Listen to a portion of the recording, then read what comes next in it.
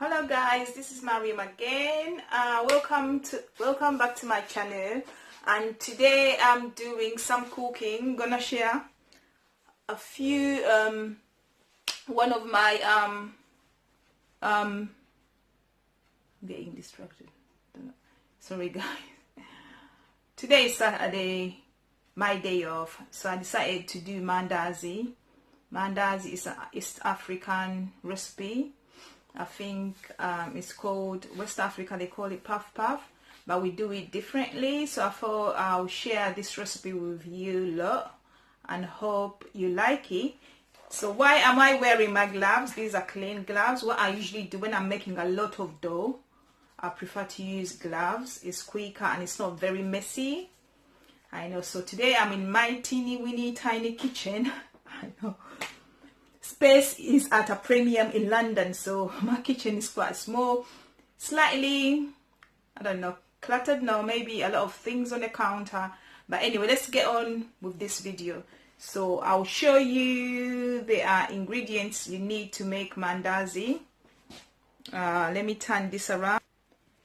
So basically I'm gonna do quite a lot today, and I've used about 1.5 kilograms, that is it, of self-raising flour, and I'm using this bucket to make the dough.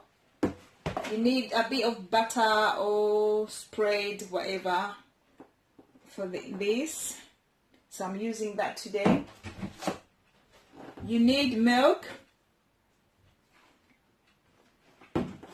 Of course, you need sugar. Then depends on what kind of flavor you're looking for. You can do like coconut, vanilla, different strawberry, anything. So you can put in some type of flavoring in it. But you need spices as well. So I'm gonna use cinnamon, mixed spices, and nutmeg.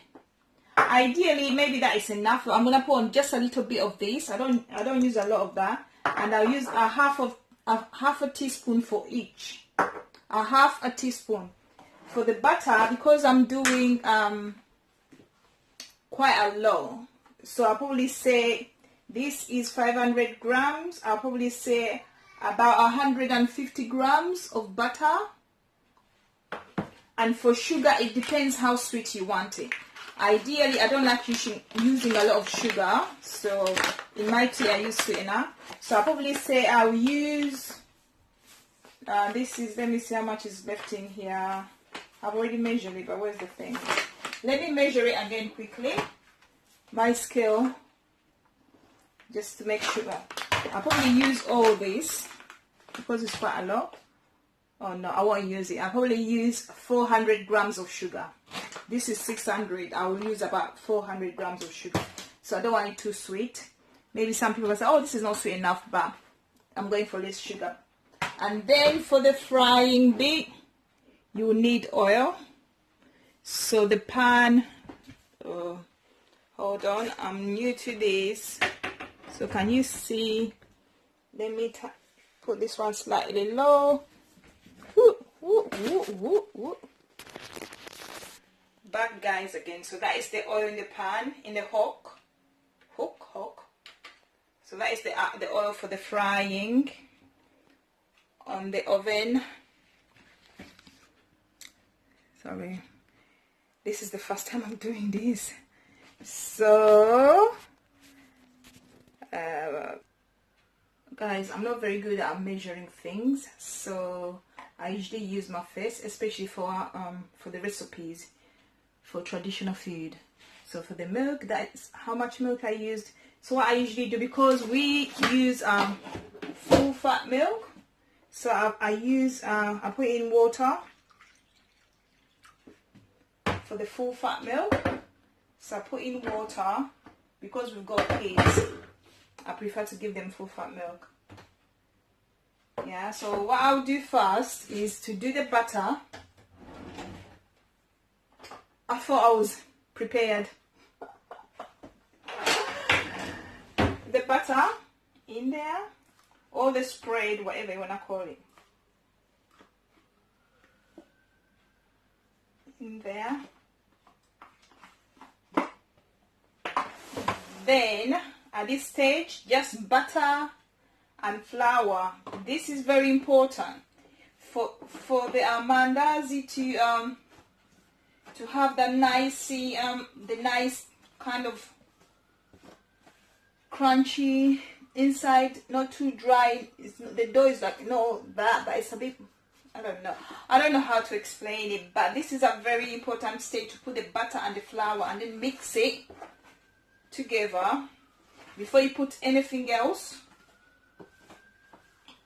It gives you a nice crunchy kind of a soft taste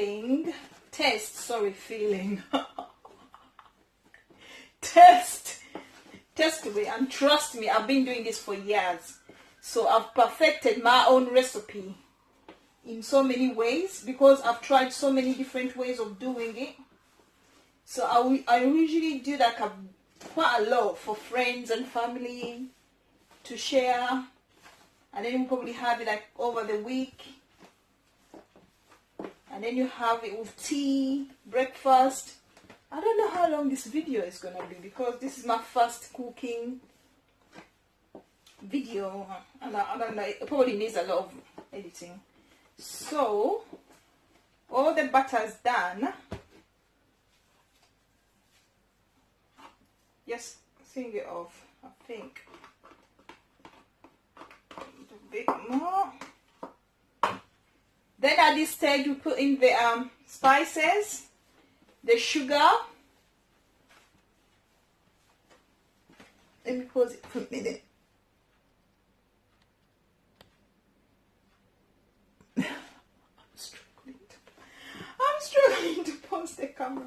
Sorry, I'm doing some. Okay, you know what? I'll probably have to edit this video, but I don't have the best software to edit these videos, so I prefer to pause the video.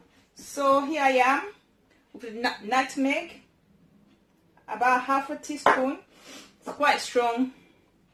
Then this is cinnamon, same thing, and mixed spices. It's not necessary, but I do that. I forgot, I usually put in vanilla, but I don't have any today, so but yeah, it makes a difference. I don't have any today, and I wanted to make some today. So, and I'm going out later on towards the, I wanted to make before I go out. You can taste that, and then you put in the sugar.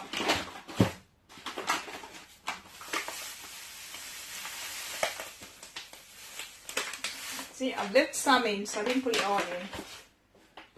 Yeah. And then you do your milk.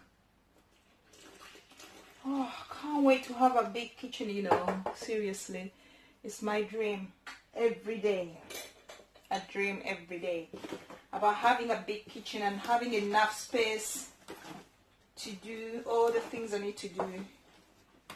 As a mom of 3, especially cooking, I ban the kids from coming inside the kitchen now that I'm busy. They're always around me on the floor with their cars lining up, you know.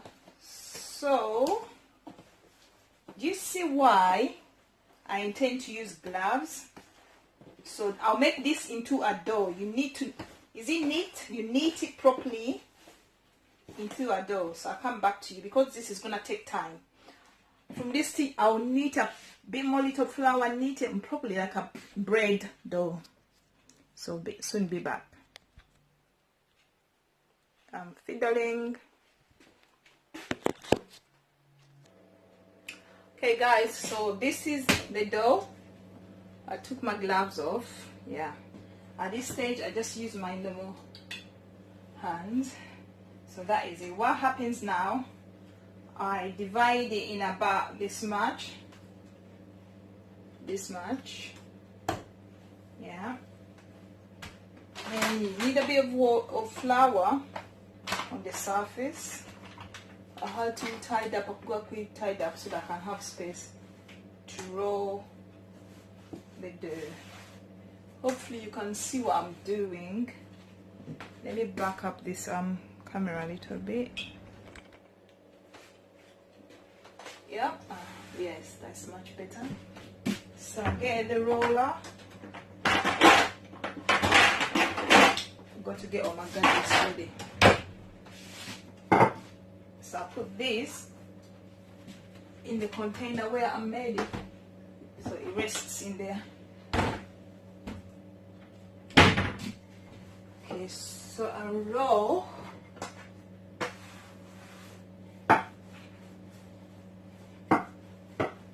Roll it. This is quite easy compared to making chapati. It's quite easy, quite fast. I get a knife and then start cutting. Depends, any shape, square, triangle, whatever. I'm not bothered about shapes. You see how thick it is? Then I'll cut it in two shapes that match.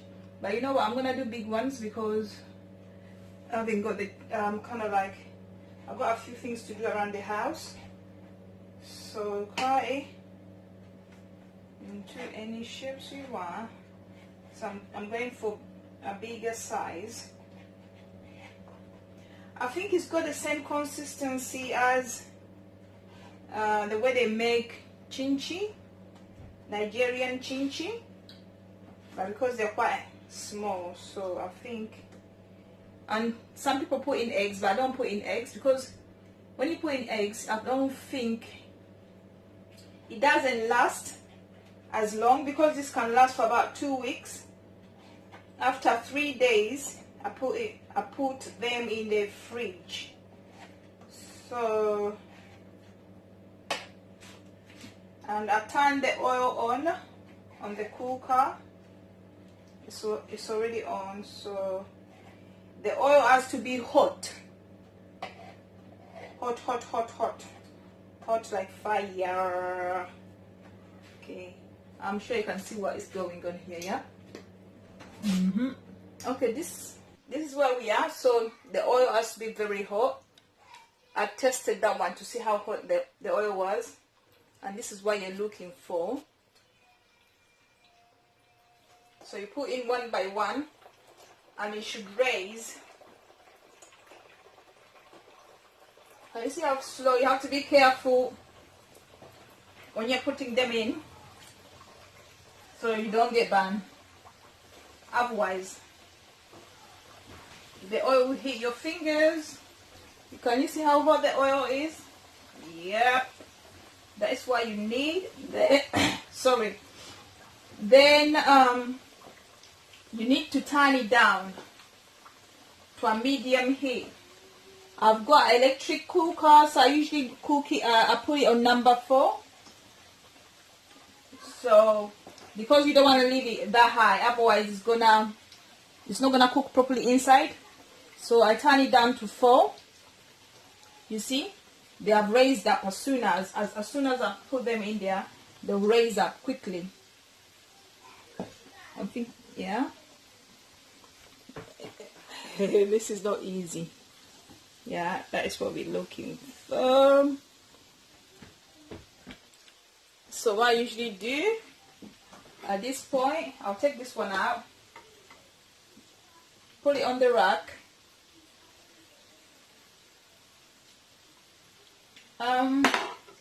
They're gonna stay in there for about 5 minutes. Then I'll turn them around on the other side. 5 minutes in total.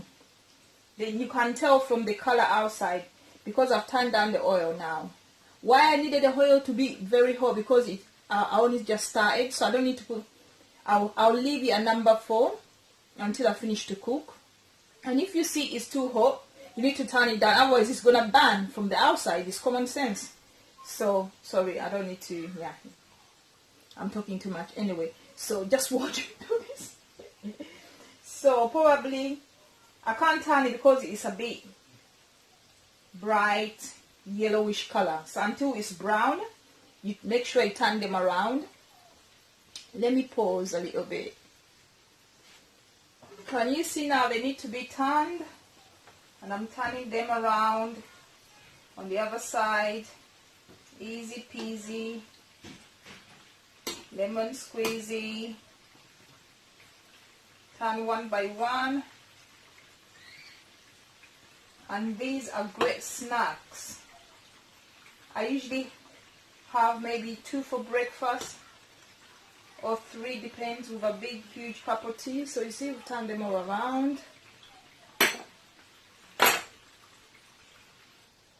So it's time to take them out, and what I do, I take them out. Can you see the color? Hooray! This is what you're looking for. I put them on this rack to drain all the oil out. I'm quite particular on draining the oil out very well because I do not like these when they are very greasy. I don't like that. I'm looking for nice puffed up, crunchy on the outside, on the inside kind of a taste. So I'll show you in a second where I'm putting them to drain all the oil out. Obviously I'm draining it on this, but that is not good enough for me. They need to make sure that all the oil is drained out. So there we are. Okay, I'll put in the next bunch quickly before I show you, because you see the oil is okay now. We don't need to touch the cooker setting. It's at the right temperature, so you will continue quickly to put these in because you want them to cook at the same time. You don't want one too brown or too dark or then the other one is not cooked properly, so you have to be fast to put them in. Yeah. There we are. And why I use the big hook, it's easier to use something like this because you can cook so many at the same time, and it takes me about half an hour to do this. Half an hour to about 45 minutes to do a bucket of this if I need to. Yeah. So this is where we are. Okay, you see that I used my microwave rack to drain all the oil off before I can put them in that big bucket in the corner. So that is the consistency you're looking for. Yeah, sorry, I mean, my phone is cracked. So I'll continue. Hello guys, hello everybody. So I'll finish. So this is the finish look, and that is how much I've made today. I didn't make quite a lot, but it took me about half an hour, 45 minutes in total from start to finish. And the most important thing to remember as well is to use enough oil. So if you don't use enough oil, that is when they burn and then they stick and then they're black on the side. These, trust me, they are all the same color. Front, back, they're all the same color. That is what you're looking for, enough oil. And I will only use the oil 2 times. I usually do Mandazi once a month, so I don't do it that often because obviously I'm on a low carb diet. So this is what we're gonna share with the kids, and my lovely cup of tea. I probably have like 2 and a tea, and they will fill me up quite well as for breakfast. And it was quite actually a good idea for a YouTuber who told me, oh, can you share, who asked me in the comment to share the recipe on how I make Mandazi. So this is it, guys. So that is the finished look, and I'm gonna make a cup of tea. Why am I going around? Let me turn, I think, the video to me. Okay guys, that is it. Thank you for watching, and see you soon in my next video. Bye bye.